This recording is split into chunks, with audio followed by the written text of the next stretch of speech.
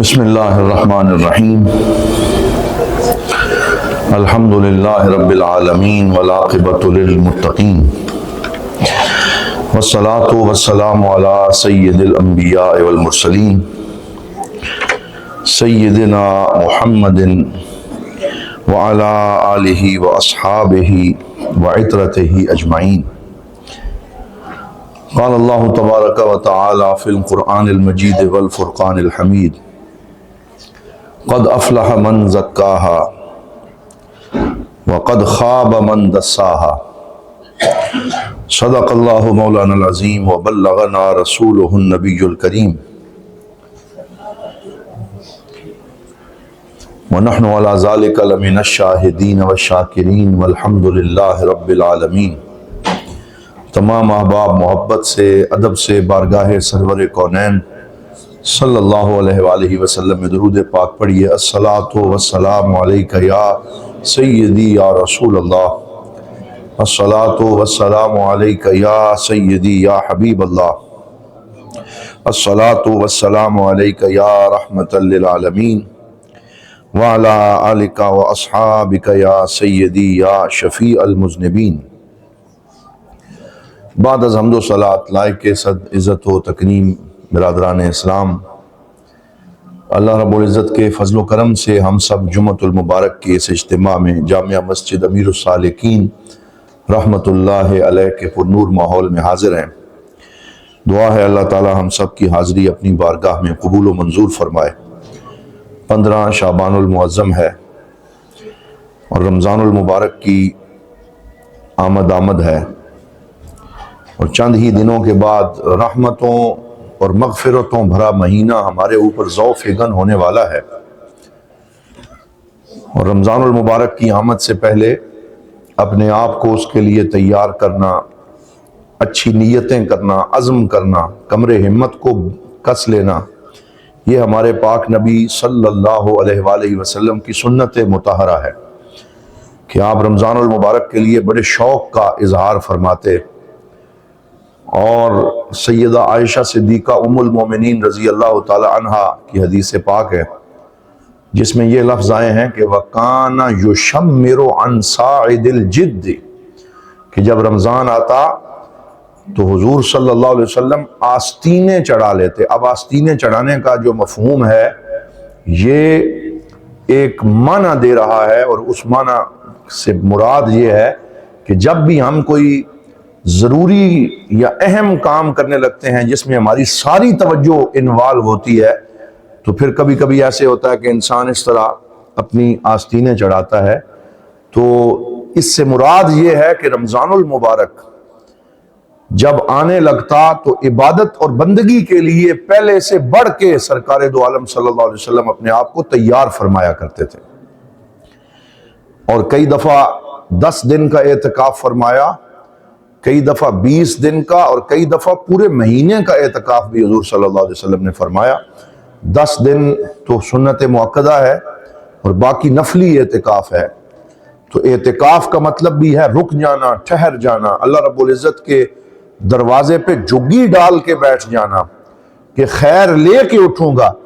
تو یہ سارے وہ انداز ہیں جو حضور صلی اللہ علیہ وسلم نے رمضان المبارک میں اپنائے ہیں، اور جو ہی شب برات گزرتی ہے تو گویا ہم عرصہ رمضان کے قریب پہنچ جاتے ہیں، اور روحانی طور پہ رمضان المبارک کی ٹھنڈی ہوائیں چلنا شروع ہو جاتی ہیں۔ تو ہم دعا کرتے ہیں کہ اللہ رب العزت اس آنے والے مہینے کو پوری امت مسلمہ اور انسانیت کے لیے خیر و برکت کا سبب بنائے۔ اللہ رب العزت نے قرآن حکیم میں مقاصد تخلیق بیان کرتے ہوئے ایک اہم مقصد تزکیہ کو بیان فرمایا، اور تزکیہ سیلف پیوریفیکیشن کو کہا جاتا ہے، اپنی تطہیر کو کہتے ہیں کہ انسان اپنے آپ کو پاک کرے اور ہوائے نفس سے، شیطان کی دسیسہ کاریوں سے، نفس کے حملوں سے اپنے آپ کو محفوظ رکھے۔ اور ایک صورت میں 8-9 قسمیں اٹھانے کے بعد پھر اللہ رب العزت نے جواب قسم کے طور پہ فرمایا وَنَفْسٍ وَمَا سَوَّاهَا فَأَلْهَمَهَا فُجُورَهَا وَتَقْوَاهَا، کہ اس جان کی قسم، اور اللہ تعالیٰ نے اس کو بہت خوبصورت طریقے سے بنایا، اور پھر جو کام وہ کرے، جو جو عمل وہ اپنے رب کی بارگاہ میں پیش کرے اس کی قسم اٹھائی گئی۔ پھر فرمایا فَأَلْهَمَهَا فُجُورَهَا وَتَقْوَاهَا کہ ہم نے انسان کے لیے الہام فرما دیا ہے فجور اور تقوی، یعنی اس کو اجازت عطا فرما دی ہے کہ دونوں راستے تمہارے سامنے ہیں، تم ان میں سے جسے چاہو اختیار کرو، لیکن 7 فوائد اور ثمرات ہم نے ذکر کر دیے ہیں کہ اگر تم خیر کے راستے پہ آؤ گے تو یہ فوائد تمہیں اس کے نصیب ہوں گے۔ قد افلح من زکاہا وقد خاب من دساہا، اور پھر فرمایا تحقیق دونوں جہانوں میں کامیاب ہو گیا جس نے اس جان کا تزکیہ کر لیا، اس کی پیوریفیکیشن اور اس کی صفائی اور تطہیر کا بندوبست کر لیا، اور جس نے اس کی دسیسہ کاریوں کو قابو میں نہ کیا وہ خائب و خاسر ہو گیا، ناکام ہو گیا، اس زندگی کی بازی ہار گیا۔ تو یہاں پر جو ہے وہ تزکیہ کو مقصد تخلیق کے طور پہ بیان کیا گیا ہے۔ آج بہت سارے موٹیویشنل کورسز جو ہوتے ہیں پرسنل ڈیولپمنٹ کے نام پہ، اور پرسنل ڈیولپمنٹ کو عربی میں تطویر الذات کہا جاتا ہے، یعنی اپنی ذات کی تطویر کرنا، اسے ترقی دینا، آگے بڑھتے رہنا زندگی کی منزلوں میں۔ تو پرسنل ڈیولپمنٹ کے جتنے کورسز ہوتے ہیں ان میں اچھی باتیں بھی ہوتی ہیں، اس میں دیگر جو انگریز ہیں ان کی کوٹیشنز بھی ہوتی ہیں، لیکن اگر اسی چیز کو قرآن و سنت کی روشنی میں دیکھا جائے تو ہم بیان کرتے رہتے ہیں کہ وہ ساری باتیں قرآن و سنت کی نصوص کے اندر موجود ہیں۔ خود حضرت سیدنا فاروق اعظم رضی اللہ تعالی عنہ جو جلیل القدر صحابی ہیں، وہ ان کے دور میں کوئی پرسنل ڈیولپمنٹ کا کورس نہیں تھا اور کوئی اس طرح کے سیشنز نہیں تھے جنہیں اٹینڈ کر کے وہ آگے بڑھے ہوں۔ ان کے سامنے رسول اکرم صلی اللہ علیہ وسلم کی ذات تھی اور حضور کی اتباع، سرکار دو عالم کے نقش قدم پہ چلنا، زندگی کے اسباق اور دروس حضور سے سیکھنا اور پھر ان رمزوں کو سیکھ کے آگے بڑھتے جانا۔ تو کیسے حضرت عمر فاروق جو ہے وہ کئی لاکھ مربع میل کے حکمران بن گئے، کیسے وہ آگے بڑھے؟ تو وہ خود ایک دن روتے تھے ایک جگہ پہ کھڑے ہو کے، جو ایک میدان تھا، چٹیل میدان تھا اور سبزہ زار بھی تھا، وہاں روتے اور کہتے کہ میں اس وقت کو یاد کر رہا ہوں کہ 2 اونٹ میرے والد کے ہوتے جو وہ مجھے دے کے بھیجتا کہ میں ان کا خیال رکھوں، تو مجھ سے اونٹ قابو میں نہیں آتے تھے اور میں ان کو جو ہے وہ سنبھال نہیں سکتا تھا۔ تو محمد عربی صلی اللہ علیہ وآلہ وسلم میرے آقا کی غلامی کی یہ برکت ہے کہ وہ عمر جس سے 2 اونٹ نہیں سنبھالے جاتے تھے آج پوری سلطنت اور ریاست کو سنبھال رہا ہے، اور اللہ رب العزت نے کیا شان ان کو عطا فرمائی ہے۔ تو وہ اس پہ روتے اور رو کے گویا وہ یوں کہتے کہ یہ کرم ہے تیرے خدنگے ناز کا، میں کہاں تھا آشنائے درد دل، مجھے ہوش کب تھی رکوع کی، مجھے کیا خبر تھی سجود کی، تیرے نقش پا کی تلاش تھی جو میں جھک رہا تھا نماز میں۔ تو انہیں سیدنا رسول اکرم صلی اللہ علیہ وسلم کی غلامی کے صدقے وہ پرسنل ڈیولپمنٹ بھی ہوئی، ترقی بھی ہوئی، اور پھر ان کی وجہ سے پوری انسانیت کا بھلا ہوا اور انہوں نے پوری انسانیت کے اوپر۔ تو یہ جتنے خیر کے راستے ہیں یہ سب قرآن و سنت میں موجود ہیں، اور ترمذی شریف کی حدیث پاک ہے کہ رسول اکرم صلی اللہ علیہ وآلہ وسلم نے ارشاد فرمایا ما من خیر الا وامرتکم بہ ودللتکم علیہ، کہ اے میرے غلاموں کوئی خیر ایسی نہیں ہے، کوئی نیکی ایسی نہیں ہے کہ جس کے بارے میں میں نے تمہیں بتایا نہ ہو، میں پورے دین کو بیان کر کے جا رہا، میں پورا راستہ نجات اور کامیابی اور فلاح کا تمہارے سامنے رکھ کے جا رہا ہوں۔ اب اس میں جتنے بھی ٹاپکس جو ہیں وہ آج جدید دنیا میں ڈسکس کیے جاتے ہیں وہ سارے کے سارے سرکار دو عالم صلی اللہ علیہ وآلہ وسلم نے اپنی احادیث طیبہ میں ان پہ روشنی ڈالی ہے، اور جوامع الکلم ہمارے نبی پاک صلی اللہ علیہ وسلم کو عطا ہوئے ہیں کہ تھوڑے سے جملوں میں حقائق کا ایک خزانہ حضور صلی اللہ علیہ وسلم بیان فرما دیتے ہیں۔ آج اس بات پہ بڑا زور دیا جاتا ہے کہ اپنے آپ کو صحت مند رکھنے کے لیے ورزش کرنا، اور اس کے لیے یوگا کے طریقے ہیں اور پتہ نہیں کیا کیا چیزیں رائج ہیں، لیکن اگر ایک حضور صلی اللہ علیہ وسلم کی حدیث کو اصول کے طور پہ لے لیا جائے تو وہ ساری چیزیں خود بخود اس کے ضمن میں آتی چلی جائیں گی، اور اسلام کی رہنمائی اور ہدایت میں وہ ایک حدیث کافی ہوگی۔ فرمایا المؤمن القوی خیر من المؤمن الضعیف وفی کل خیر، او کما قال النبی صلی اللہ علیہ وآلہ وسلم، فرمایا جو طاقتور اور قوی مومن ہے وہ کمزور مومن سے بہتر ہے۔ تو اب جسمانی قوت بھی اس میں آ گئی اور روحانی قوت بھی اس میں آ گئی، تو فرمایا کہ جو طاقتور مومن ہے وہ کمزور مومن سے بہتر ہے۔ تو اسی ایک حدیث میں یہ سبق موجود ہو گیا کہ اسلام اور رسول اکرم صلی اللہ علیہ وسلم ایسے مومن کو پسند نہیں فرما رہے کہ جس کے اوپر ہر وقت غفلت طاری رہے، وہ سستی کا شکار رہے اور چلنے پھرنے میں لڑکھڑاتا رہے، اور کوئی جو ہے وہ ایسی قوت اور توانائی کی بات اس میں نظر نہ آئے، بلکہ ایک ایکٹیو پرسنالٹی، ایک ایسی شخصیت کہ جو ہر وقت جو ہے وہ چست اور توانا رہے، خیر کے کاموں میں مشغول رہے۔ سرکار دو عالم صلی اللہ علیہ وآلہ وسلم نے یہ ہمیں درس دیا کہ تم میں سے ہر ایک انسانیت کے بھلے کے لیے خیر کے کام کرتا رہے اور اس میں مشغول رہے، لیکن آگے یہ بھی فرما دیا وفی کل خیر، کہ خیر کا پہلو دونوں میں موجود ہے۔ یہ بھی حضور صلی اللہ علیہ وسلم کی رحمت للعالمین ہے کہ کچھ لوگ فطرتاً طبعاً کمزور جسمانی طور پہ بھی رہ جاتے ہیں، تو کہیں وہ یہ نہ سمجھیں کہ خیریت کی نفی ہم سے ہو گئی، تو فرمایا ایمان تو ان کے سینوں میں موجود ہے نا، میرے وہ غلام تو ہیں، اس لیے فرمایا خیر ان میں بھی ہے، خیر ان میں بھی ہے، اور خیر اصل میں حضور کی غلامی کا نام ہے، خیر اصل میں ایمان اور تقوی کا نام ہے۔ تو بڑی جامعیت کے ساتھ حضور صلی اللہ علیہ وسلم نے اس کو بیان فرمایا۔ ایک اور ایسی حدیث پاک ہے جس میں آج کل کے پرسنل ڈیولپمنٹ کی پوری کتابیں اسے ایک حدیث کے لفظ کے اندر آ جاتی ہیں، اور وہ حضور صلی اللہ علیہ وسلم کا فرمان ہے، آپ بھی کہہ دیں صلی اللہ علیہ وآلہ وسلم، استعن باللہ ولا تعجز۔ بس یہ اتنی حدیث پاک، استعن باللہ ولا تعجز، کہ اللہ رب العزت سے مدد طلب کرو، عاجز نہ آ جاؤ، عاجز نہ آ جاؤ، ہتھیار نہ ڈال دو۔ یہ ایک ایسا لفظ ہے کہ جس کے اندر بہت بڑا مفہوم جو ہے وہ آج کل کے ان جدید علوم کا بھی آ جاتا ہے۔ بڑے مقاصد کے لیے کوشش کرتے رہنا۔ حضور نبی رحمت صلی اللہ علیہ وسلم اپنے صحابہ کو ہمت دلاتے تھے، جوش اور جذبہ بڑھاتے تھے، ان کو حوصلہ دیا کرتے تھے کہ مقاصد جو بلند ہیں ان پہ نظر رکھو۔ ایک حدیث پاک میں حضور صلی اللہ علیہ وسلم نے ارشاد فرمایا کہ اللہ کی ایک جنت نہیں ہے بلکہ اس کی جنتیں بھی بہت زیادہ ہیں۔ اسأل اللہ الفردوس الاعلی وعمل لاجل ھذا،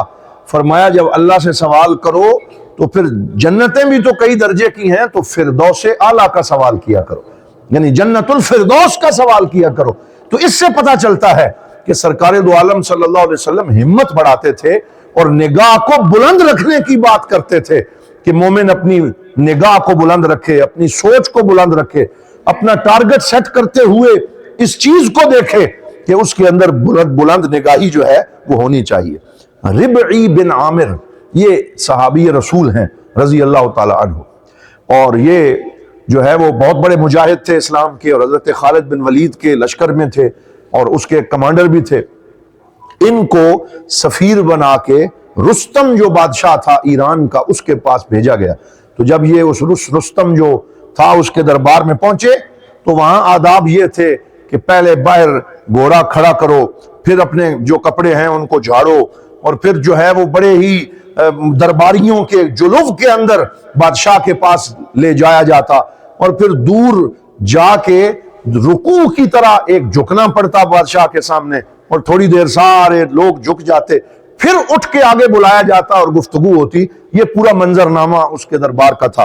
لیکن ربعی بن عامر جب ان سے بات کرنے گئے تو سیرت کی کتابوں میں مذکور ہے کہ گھوڑے کو ایڑ لگائی اور سیدھے اس دربار کے اندر گھوڑے سمیت چلے گئے، اور جا کے اس کے سامنے کھڑے ہوئے اور بالکل جھکنے کے لیے بالکل سر کو نہ جھکایا اور سیدھے کھڑے ہو گئے۔ تو پھر سارے لوگ بڑے حیران ہوئے، جن کو اس بادشاہ نے عاجز بنایا ہوا تھا اور سارے اس کے اشارہ ابرو کے بغیر حرکت نہیں کر سکتے تھے۔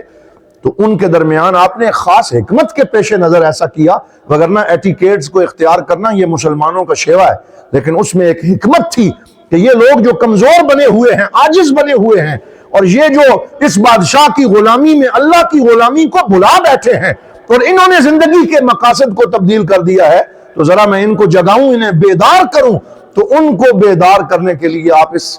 شاہانہ انداز سے داخل ہوئے اور سیدھے کھڑے ہو گئے۔ تو اس نے سیدھی بات کی، کہنے لگا ملذی جاء بکم ایھا المسلمون، اور بڑی حقارت کی نظر سے ربی بن عامر کے لباس کو دیکھا، بوریا کا لباس، اور بالکل سادہ سی ان کی جو ہے وہ شخصیت تھی، کوئی اس کے اندر پروٹوکول نہیں تھا، سادگی نظر آ رہی تھی۔ تو اس نے حقارت سے دیکھتے ہوئے کہا کہ اے مسلمانوں، تم یہاں مال لینے کے لیے آئے ہو اور تم یہاں ہمارے مال اور ہماری دولت پہ نظر رکھ کے آئے ہو، کیا چیز تمہیں لے کے آئی ہے؟ ایک بیکاری ثابت کرنے کی کوشش کی۔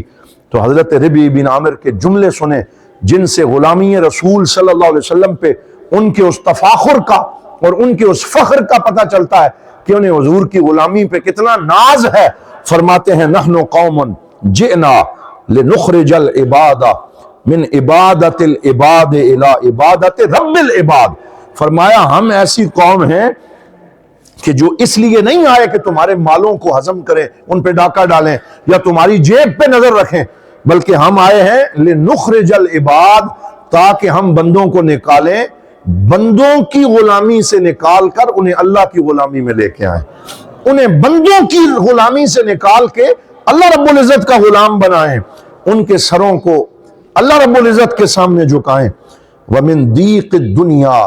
إِلَى سَعَةِ الدُّنْيَا وَالْآخِرَةِ، اور ہم اس لیے آئے ہیں کہ دنیا کی تنگی سے نکال کے دنیا اور آخرت کی وسعت ان کو عطا کی جائے، اور اللہ رب العزت ان کو حقیقی آزادی جو ہے وہ عطا فرمائے اور وہ کسی دنیا والے کے سامنے نہ جھک سکیں۔ تو یہ ہمت کا سبق ہے، جو درس ہے جو ہمیں احادیث پاک سے ملتا ہے کہ مومن بلند نگاہ ہو، بلند عزم ہو اور اس کی سوچ بلند ہو اور وہ کسی دنیا والے کے سامنے نہ جھکے۔ یہ وہ چیزیں ہیں جن کا سرکار دو عالم صلی اللہ علیہ وآلہ وسلم نے اپنے غلاموں کو درس دیا کہ وقت کی قدر کی جائے اور اپنے آپ کو سرکار دو عالم صلی اللہ علیہ وسلم کی غلامی میں اتنا انسان جو ہے وہ فخر محسوس کرے کہ اسے کسی اور دنیا دار کے سامنے نہ جھکنا پڑے اور وہ حق ہر وقت خیر کے کاموں میں مشغول رہے۔ افحسبتم انما خلقناکم عبثا وانکم الینا لا ترجعون، قرآن حکیم کی یہ آیت پڑھی، فرمایا کیا تم یہ گمان کرتے ہو کہ تمہیں فضول پیدا کیا گیا ہے اور تم اللہ رب العزت کی طرف نہیں لوٹائے جاؤ گے، تم سے حساب و کتاب نہیں ہوگا، بلکہ حساب و کتاب لیا جائے گا، ہر کام کے بارے میں پوچھا جائے گا اور تم سب نے اللہ رب العزت کی بارگاہ میں جواب دہ ہونا ہے۔ سیدنا عبداللہ بن مبارک رضی اللہ تعالی عنہ جو جلیل القدر تابعی بھی ہیں اور بہت مشہور صوفی بزرگ بھی ہیں، اور اللہ تعالیٰ نے ان کو فقر میں اعلیٰ مقام عطا فرمایا۔ لوگ آپ سے پوچھتے لماذا لا تجلس معنا، کہ عبداللہ بن مبارک آپ ہمارے ساتھ ٹائم سپینڈ کیوں نہیں کرتے، ہمارے پاس کیوں نہیں بیٹھتے، ہمیں وقت کیوں نہیں دیتے؟ تو وہ فرماتے انا اجلس مع اصحاب النبی صلی اللہ علیہ وسلم، کہ میرے پاس آپ تمہیں میں کیسے وقت دوں، میں کیسے بیٹھ کے فضول باتیں کرتا رہوں، میں تو حضور کے صحابہ کے ساتھ بیٹھتا ہوں، میں ان سے حضور کی گفتگو سنتا ہوں، میں اپنے وقت کو مفید بناتا ہوں۔ تو پھر کسی نے جب ان سے کہا کہ قف معنا قلیلا، کہ تھوڑی دیر تو ہمارے پاس رک جائیں، جیسے لوگ چوک چوراہے میں رک کے گفتگو کرتے ہیں، تو کتنا پیارا جواب دیا، فرمایا کہ اوقفوا الشمس ان استطعتم، کہ اگر مجھے تم روکنے کی بات کرتے ہو تو یہ جو سورج ہے ذرا اس کو روک کے دکھاؤ، تو پھر میں بھی رک جاؤں گا۔ مطلب یہ ہے کہ وہ یہ درس دے رہے تھے کہ مومن اپنے وقت کو مفید بناتا ہے، وہ صرف گپ شپ میں ضائع نہیں کرتا، جیسے سورج ایک لمحے کے لیے نہیں رکتا بلکہ ہر وقت کائنات کو توانائی فراہم کرتا ہے، اپنے مدار میں اس کی گردش جاری رہتی ہے اور ہر سیارہ اپنے مدار میں گردش کر رہا ہے، وہ رکتا نہیں ہے، وہ جھکتا نہیں ہے، وہ تھمتا نہیں ہے، وہ تھکتا نہیں ہے، بلکہ اللہ رب العزت کے حکم کے مطابق اپنے مقصد کی طرف گامزن رہتا ہے۔ تو حضرت سیدنا عبداللہ بن مبارک نے فرمایا کہ تم سورج کو روک کے دکھاؤ، اگر سورج اپنے مقصد سے نہیں رکتا تو بندہ مومن بھی اپنے مقصد سے نہیں رکتا، بلکہ وہ ہر وقت اپنے پاک نبی صلی اللہ علیہ وآلہ وسلم کی غلامی کے اندر مشغول رہتا ہے۔ اور سرکار دو عالم صحابہ کرام کی حوصلہ افزائی فرماتے اور ان کی اس خصلت کو پسند کرتے، جو بھی اپنے مقصد پہ نظر رکھ کے اپنے وقت کو مفید بناتا تو حضور انہیں طرح طرح کے القابات عطا فرماتے اور ان سے محبت فرماتے، ان کو تھپکی دیتے، حوصلہ افزائی فرماتے۔ حضرت سیدنا ابو موسیٰ الاشعری رضی اللہ تعالی عنہ جلیل القدر صحابی قرآن پڑھ رہے تھے، ان کے پڑھتے ہوئے قرآن کو سرکار دو عالم صلی اللہ علیہ وآلہ وسلم نے سنا تو فرمایا لقد اوتیت مزمارا من مزامیر آل داؤد، کہ اے ابو موسیٰ اشعری مجھے ایسے لگتا ہے کہ جیسے تجھے آل داؤد کے مزامیر میں سے جو ہے وہ ایک مزمار عطا کیا گیا۔ مطلب یہ جو ساز ہوتا ہے، یہ جو پڑھنے کا انداز ہوتا ہے، یہ جو آواز ہوتی ہے، تو سرکار دو عالم نے ان کی اس تلاوت قرآن اور اپنے مقصد سے محبت کو پسند فرماتے ہوئے ان کی تعریف فرمائی۔ ایک اور صحابی حاضر ہوئے اور حاضر ہونے کا انداز یہ تھا کہ وہ بہت خوبصورت طریقے سے ٹھہر ٹھہر کے سرکار دو عالم صلی اللہ علیہ وسلم کی بارگاہ میں آئے، فرمایا ان فیک الخصلتین یحبہم اللہ ورسولہ الحلم والاناء، فرمایا اے میرے صحابی تیرے اندر دو ایسی خوبیاں ہیں جنہیں اللہ بھی پسند کرتا ہے، اللہ کا رسول بھی پسند کرتا ہے۔ کیسے حوصلہ افزائی فرمائی اور ان کی اس خوبصورت شخصیت کو شرحا، فرمایا تیرے اندر میں نے ایسی دو خوبیاں دیکھی ہیں جنہیں اللہ بھی پسند کرتا ہے، اللہ کا رسول بھی پسند کرتا ہے۔ سارے صحابہ ہمہ تنگوش ہو گئے کہ وہ دو خوبیاں کون سی ہیں؟ فرمایا الحلم والاناء، کہ ایک تیرے اندر یہ خوبی ہے کہ تیرے اندر بردباری ہے، اور دوسرا اناء ٹھہراؤ ہے،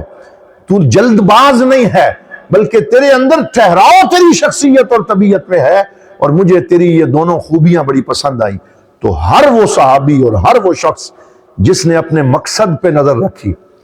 اور کسی خیر کے کام میں مشغول رہا تو حضور صلی اللہ علیہ وسلم نے اس کے کام کے مطابق اسے لقب عطا فرمایا، اور وہ لقب اس کی شناخت بن گیا، اس کی پہچان بن گیا۔ کتنے ہی ایسے صحابی ہیں کہ شخصیت سب کی اللہ اور اس کے رسول کے غلام کے طور پہ ریکگنائز ہوتی ہے، لیکن پہچان جدا جدا ہے۔ حضرت سیدنا ابو عبیدہ بن الجراح وہ بھی صحابی رسول ہیں، لیکن ان میں خاص خصلت کو پسند فرمایا،